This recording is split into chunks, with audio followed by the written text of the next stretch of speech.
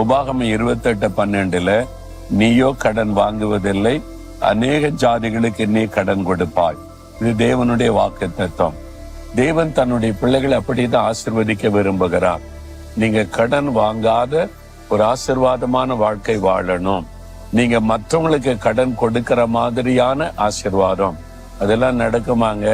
இந்த காலத்துல எல்லாமே கடனுங்க.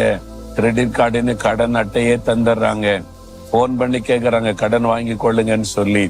இந்த சோதனையை நீங்க ஜெயிக்கணும். அதுபடி கடன் இல்லாமல் வாழ முடியும் அப்படின்னா அதுதான் ஆண்டவருடைய வாக்கு தத்தம். நீங்க முதலாவது ஆண்டவருடைய வாக்கு தத்தத்தை விசுவாசித்து நான் கடன் வாங்காத ஆசீர்வாதமான வாழ்க்கை வாழ முடியும், ஆண்டவர் என்னை ஆசீர்வதிக்க முடியும்னு முதல்ல விசுவாசிங்க. இப்ப இயேசுடைய ஊழியத்துல தேவனுடைய வீடு கட்டப்பட்டது, தேவனுடைய கூடாரம் கட்டப்பட்டது, தேவனுடைய மாளிகை கட்டப்பட்டது, ஆர்க் ஆஃப் காட் தேவனுடைய பேழை கட்டப்பட்டது. நிறைய கட்டடங்களை கட்டி இருக்கிறோம்ல. நான் கட்ட ஆரம்பிச்ச உடனே பேங்க் மேனேஜர்ஸ் என்னை தேடி வந்தாங்க எங்க ஆபீஸுக்கு.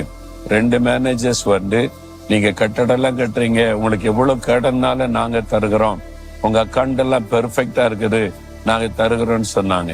என்ன சொன்ன தெரியுமா? நாங்க கடன் வாங்கி கட்ட மாட்டோம், முழங்கால நின்று கட்டுவோம். ஆண்டவரிடத்துல ஜெபித்து ஜெபித்து ஜெபித்து செய்ததுனால எந்த கடனும் இல்லாம எல்லா ஊழியத்தை நிறைவேற்ற கர்த்தர் கிருபை கொடுத்தார். கட்டடங்களை கர்த்தர் கட்டி கொடுத்தார். அப்ப கடன் வாங்க மாட்டேன். நம்முடைய விசுவாசம் யார் மேல இருக்கும்? கர்த்தர் மேல. அதுதான் ஆண்டவருக்கு பிரியம். நீங்க அவரை விசுவாசித்து அவரை நம்பி பற்றி கொண்டா உங்களுடைய தேவைகள் சந்திக்கப்படும்.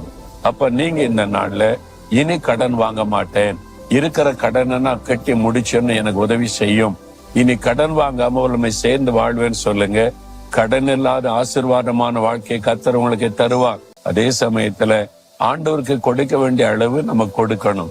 அவருடைய சுவிசேஷம் அறிவிக்கப்பட, அவருடைய ராஜ்யம் கட்டப்பட வருமானத்துல கொடுத்தல் இருந்தாதான் தேவன் உங்களை ஆசீர்வதிக்க முடியும்.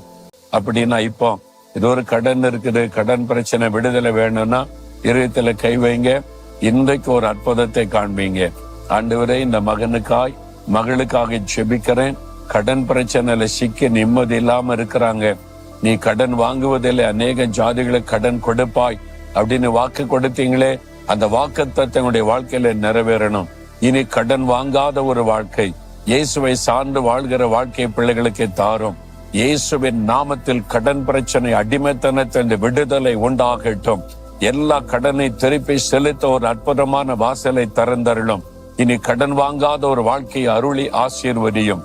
இயேசுவின் நாமத்தில் ஆமேன், ஆமேன்.